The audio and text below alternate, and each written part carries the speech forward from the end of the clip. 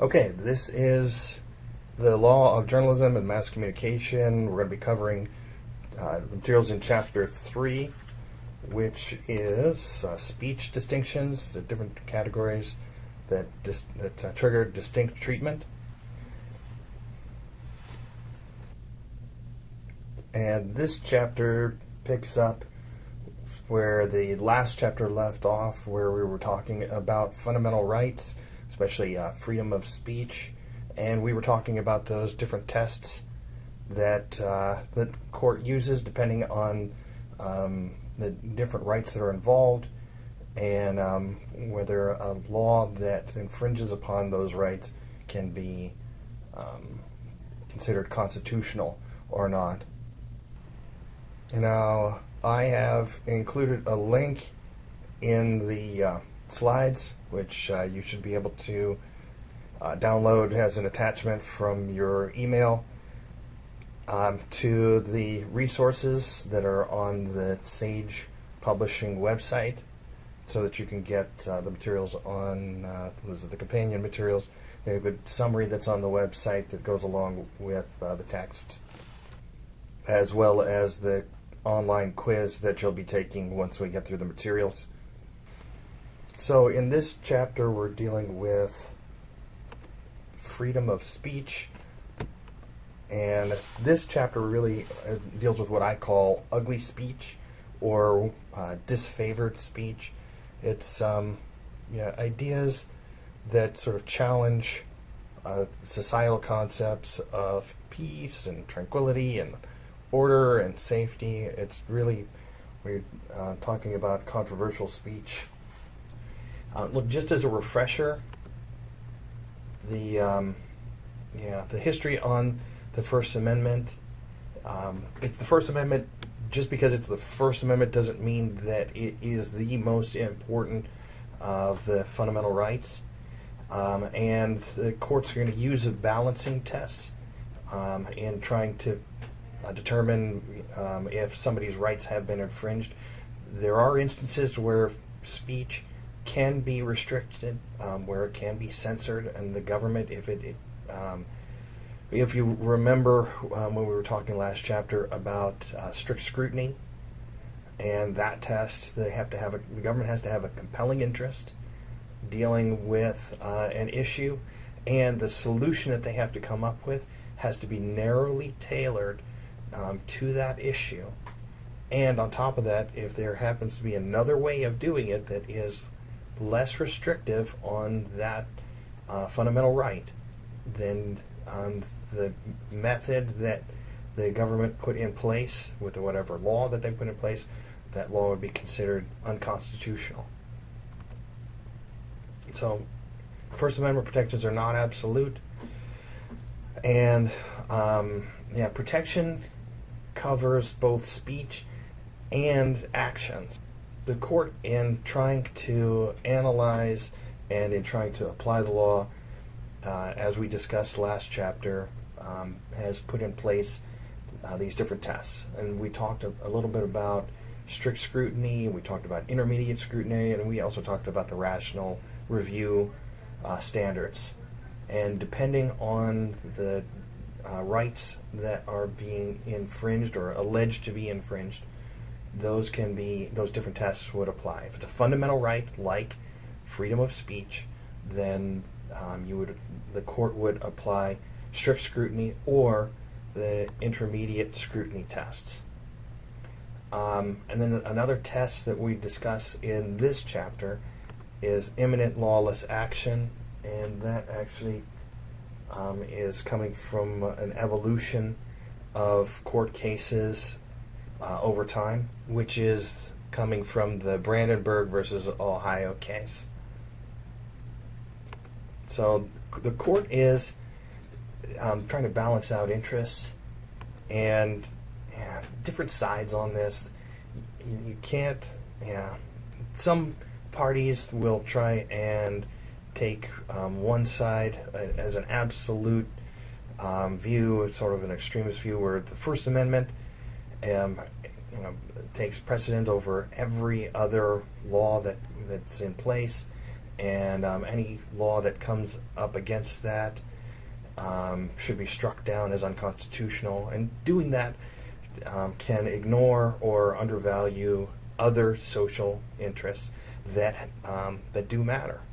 On the other side, you have the views where national security or safety or other interests for society and enforced by the government can be compelling, and that these are all important. The court is trying to balance out these different sides when doing the analysis. And again, depending on the type of rights that are being infringed, it can be a high burden for the government to try and restrict speech, even if they're using a compelling interest. I have a link in here that's to a video that you can follow on your own. It's a 5-minute video, and the pertinent part deals with the Nike advertising, and it comes in around 2.5 minutes to 3 minutes into the video, and it's dealing with the president talking about the controversy with Colin Kaepernick kneeling, and freedom of speech sort of ties into that as a current issue. So you're dealing with protection of speech that can be controversial or threatening, dealing with political, religious, or ideological ideas, and depending, this whole idea of keeping the public discourse civil or having a civil discourse, that can have a chilling effect on people expressing their ideas and their viewpoints, and it can silence people from talking. In the current climate, there is some controversy over the Colin Kaepernick, and I have a link in here to the Nike video. And if you follow the link, you can watch the video. There are different legitimate points of view on this. Some people take the point of view that the protest that Colin Kaepernick was making by taking a knee, it's protected under freedom of speech, and that this is legitimate speech, even if some people don't agree with it, and the forum is a legitimate forum. And then some people say, well, this is disrespectful to the flag, and it's disrespectful to the nation, and so this speech should be restricted. And this whole controversy goes even into where Nike has its advertising. They're using a commercial message that ties in with the culture and politics and activism.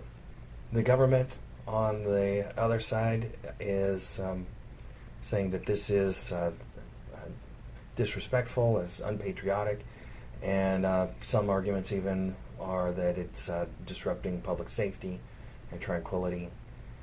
So that leads to the question of, does this speech deserve protection? And not just talking about the whole Nike and Kaepernick controversy, but speech in general.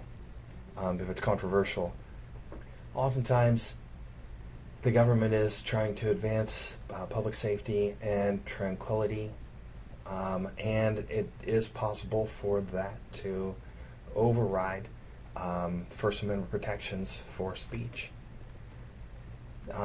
Courts will do the analysis that we talked about, either with the intermediate scrutiny or the strict scrutiny.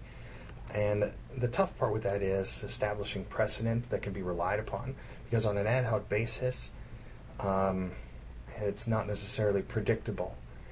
They're taking a look at whether the speech will incite violence or cause some sort of harm. The important thing to remember is that even if it's controversial speech and It may be threatening the authority of the government or undermining security.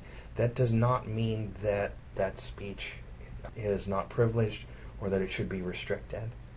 So there's danger in the government silencing speech that threatens authority or undermines security. And look, there are legitimate reasons that can be a compelling interest, or treason or terrorism or conspiracy, but they have to rise to that level, and there has to be actual proof with that. All right, so I have an exercise for you that is an assignment as a take-home. Is it protected speech? So these are different scenarios that you can find in the textbook. So burning of the United States flag, burning of undergarments, burning a draft card, videos of dog fighting, posting that you want to kill your spouse, posting that you want to kill the President of the United States, wearing a t-shirt with harsh language on it, publishing a video game that incorporates violence, publishing a manual on how to kill people, publishing a magazine advertisement for mercenaries, and kneeling during the national anthem. And we talked about this in class.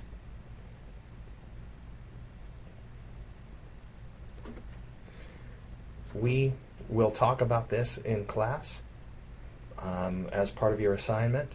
And here is a quick hint. So you're going to go into the textbook and you're actually going to find these examples.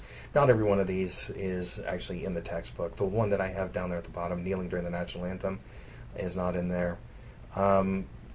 Would it be protected speech? More than likely not. I mean, more than likely yes. And so that's why I have that yes answer in there. But the rest of these, you should be able to find examples in the textbook with actual case law. Yeah, I believe I have the asterisk next to the two, which you would not be able to find.